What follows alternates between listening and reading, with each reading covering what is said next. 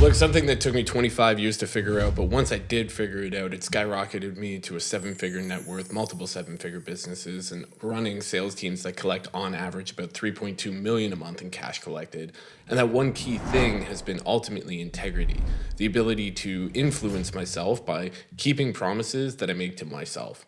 I say this to you as somebody who spent the first 25 years of their life with no discipline, completely overweight, spending time at video games, lying, cheating, stealing, the whole nine yards, and developing the skill of discipline has been the number one thing that has skyrocketed my income, got me to the body that I wanted to have for the longest time, and also allowed me to grow my hair.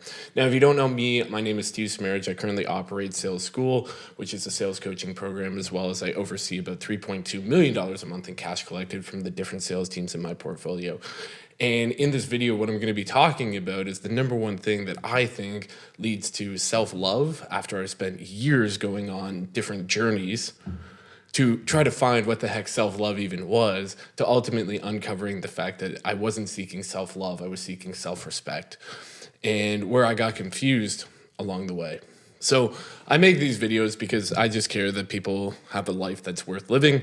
And if you would like to live a life worth living, then continue to watch. And if not, then great. I hope you find somebody who can help you do the thing that you wish to do in this life, because it's all very short. Nobody knows what they're doing, but I make videos and put them on the internet. So let's start from the top. When you create a promise with yourself, what you're really saying is, I am important enough to do this thing for myself that will benefit me. I'm going to take this purposeful action that is going to benefit me in the future because I respect myself and I care about my future, that the body that I'm going to have, the life that I'm going to lead, whatever. And when you create a promise to yourself that you have to maintain, or that you should maintain realistically, then what you're doing is you're saying, I am taking an effort in order to be better. And so we all know what it feels like to create a promise and then not follow through with it. I lived 25 years of that. I was unable to exercise, was unable to read. I was just like, I didn't follow through with anything. I didn't follow through with any promises that I had to other people or promises that I made to myself. And it wasn't until I had to be in a position of sales, which is ultimately like having somebody else make a promise to you or influencing somebody else, that I realized that like having integrity is the number one factor when it comes to leading people. And so whether you're a salesperson or you're a business owner, if you're really looking to lead people, which is ultimately what those two things do, you really have to have inline integrity, which just means ultimately keeping the promises that you make to yourself. And when you do that, and you do that enough times, and you do it when nobody's watching, what happens is you start to become somebody that you respect. And if you are somebody that you respect for long enough, you eventually turn into somebody that you love. And love, I think, is just a consequence of discipline. Because the more that you maintain promises to yourself, meaning you make commitments to yourself and you eliminate alternatives of putting yourself first, when you put yourself first, you allow yourself to ultimately come first. And when you come first, you do the thing that love says, which is love is you prioritize above other things. And so when you prioritize yourself above other things, you have inherently created self-love. And where I got really confused on this was a lot of people preach like this whole idea of self-acceptance, of like, you know, love where you're at, like everybody has flaws, whatever. But what that does is it doesn't, in my opinion, it doesn't address the root issue, which is the reason why I have no respect for myself is because I keep wanting to be better. I keep wishing to improve, but I'm not. And the reason why I'm not is because, well, I thought that the reason is because I didn't love myself, but the reason was I didn't have an environment that was conducive to discipline, and I didn't have an environment that was conducive to purposeful action. And so in understanding that, all I really needed to do was commit to being disciplined, and then as a consequence, I was able to love myself and remove acceptance from the equation. Because here's the thing, you're great for sure, but you could definitely be better. We all can. Like everybody can be better at anything. Like nobody's done. Like you do not get to the finish line of life. Like there is no finish line. Kind of cool. And so when you realize that, or when I realized that, what I was able to do was remove this idea of self-love as an outcome. I looked at it as self-love as a process. And as soon as I looked at it as a process, I looked at, well, what needs to go into consideration when I create this? And so this comes down to process over outcomes. And so rather than like everybody's set a weight loss goal, I've never met somebody who doesn't have a weight loss goal. Like everybody's trying to lose weight. And so you could look at one of two things. You could either look at the scale to dictate how well you did, or you could look at your daily efforts and your habits. Like You could look at, man, I went for a 60-minute walk. I went to the gym. I ate chicken and broccoli every day, and I crushed it. I did super, super well. Well, you could do that same thing. That you could do that, and then you have a weird night of sleep, or you had a little too much salt at dinner, whatever, and that scale goes up by 1 pound. Well, does that mean that you did the wrong things by eating chicken and broccoli, walking, and exercising? No, absolutely not. And so the point that I get at is like the success and the self-respect and the integrity is developed when nobody else is watching, because that's you acting for you. That's not you acting for the external validation or external approval of somebody else. It's you rewarding yourself for you. And that, in my opinion, when you do that enough times, you develop integrity because you have the habit, or you have habituated to making a promise, keeping that promise, and continuing to build that cycle. And when you do that enough times, you are in a position in which you can influence somebody else to make a promise to themselves. So if you're in a leadership position and you're asking your salespeople, you're asking your marketing team, or you're asking anybody to do something, but there's things that you have asked yourself to do that you're not doing, it's unreasonable for you to expect that your words mean anything. Because if there's things that you should be doing that you're dropping the ball on, but you're asking your team using the same words out of the same face noise hole, but you're using that same face noise hole to communicate to somebody else that they need to do something, well, your words have less weight because people can feel that.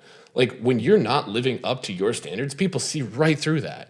When you're dropping the ball, you're not living to integrity, your team sees that, the people that you're trying to sell see that 100% of the time.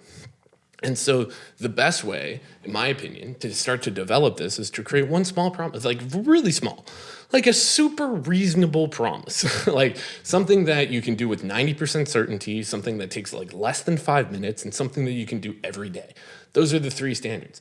You find something that you can do there, and ideally it's something that involves growth, like some purposeful action, like you walk, you journal, you read, like something that will help get you towards make some form of progress in the direction that you wish to go.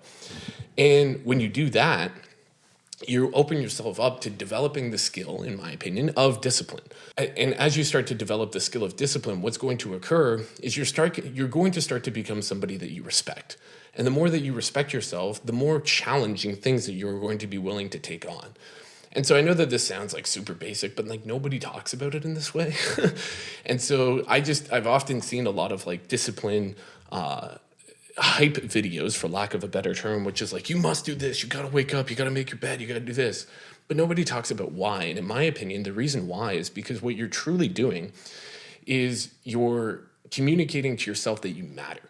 And when you communicate to yourself that you matter, and that your words do mean something, and that you can make a promise and you can keep it, well, that gives you the confidence and the ability to trust yourself to take on more challenging things. And when you have the ability to take on more challenging things, well, more challenging things tend to pay better. They tend to equate to a better body composition. They tend to equate to living longer. And so doing challenging things, in my opinion, stretches you beyond what your current capability is. And when you stretch your current capability, that means you inherently get better at the thing. You inherently get better at it because with enough self-assessment and recovery, you should be able to progress and change what you're doing in order to improve it next time. So, and what I've realized of like being in a leadership position for years now, and being in a position in which I've been coaching people and influencing people, is that when I was not mastering myself, and when I was dropping the ball and I was sleeping in and, smoking weed on the weekdays and whatnot, people saw right through that. And there was such a correlation between my team's performance and my own ability to keep the promises that I was making to myself. And my inability to keep those promises led to deficiencies within the team because they saw right through it. They were like, well, why would I take care of myself if Steve isn't doing these things? And in the same vein, when I was a personal trainer, and I was sick and emotional, whatever, and I wasn't taking care of myself, all of my clients got worse results because they looked at me for somebody that was going to be, one, influential to, and number two, as a source of inspiration. And so the number one thing that you got to do is look at something that you can maintain, and like there's no such thing as too small of a promise. Like if you listen to this video, you're like, I got it, whatever. Like, yeah, nobody notices. People do notice. They do notice. And I care that the task that you take on in order to increase your discipline is something that you can do 100% of the time. And it's something, and what is going to happen is the more that you set yourself up to take on a purposeful action, and the more that you complete that action, well, you are going to become more respected to yourself. And when you're more respected to yourself and you respect yourself more, for say that in better English, when you respect yourself more, the reward that you give and the pat on the back that you give, and when you look in the mirror, that means more than any external validation that you will ever receive, in my opinion. And so when you can look at yourself and you can say, I did this thing and I'm proud of it, and then you high five somebody else, but you know that high five is really for yourself. They just happen to be around. And so when you take on the behaviors that lead towards self-love as a consequence, then you live as if you love yourself. And so I would look at, what does somebody who loves themselves do? Well, they probably work out because they enjoy living life. They probably try to make good money because, life's worth living, and we live in an economical environment. And so if you have more money, you can have a higher quality of life. And they probably try to stay in really good shape, and they probably read to try to impact other people and get better. And so you look at these subset of things that somebody would do if they love themselves, and you just look at, well, which one of these things do I wish to get better at right now? And then you look at, okay, well, what's going to take me 5 minutes or less? What's something that I can do with 90% certainty every day? And if you hit those three things and you stick with that for 6 months, that's going to stack. So I'll tell you a personal story. Is when I initially started this, my goal was to read for 10 minutes a day. And the original goal was 100 pages a day or something. And day after day, I would just wouldn't even start. So broken promise after broken promise after broken promise. And so finally what I did is I just said, all right, I'm going to just read the damn cover. And I sat down and I read the cover. I was like, okay, I've read the cover. Great, good. I was like, I bet I could read a couple pages.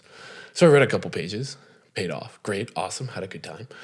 And then after reading a couple pages, I read a couple more pages. Would you believe it? I would. And then after reading a couple pages, ended up reading an entire chapter. But it was because I set the bar adequate to my current competency. And I said it was something that I knew that I could do. And so rather than giving yourself the stretch goal of if you're waking up at 8 a.m. and you give yourself the goal of waking up tomorrow at 4:45, you're going to fail. And so maybe you wake up at 7:45.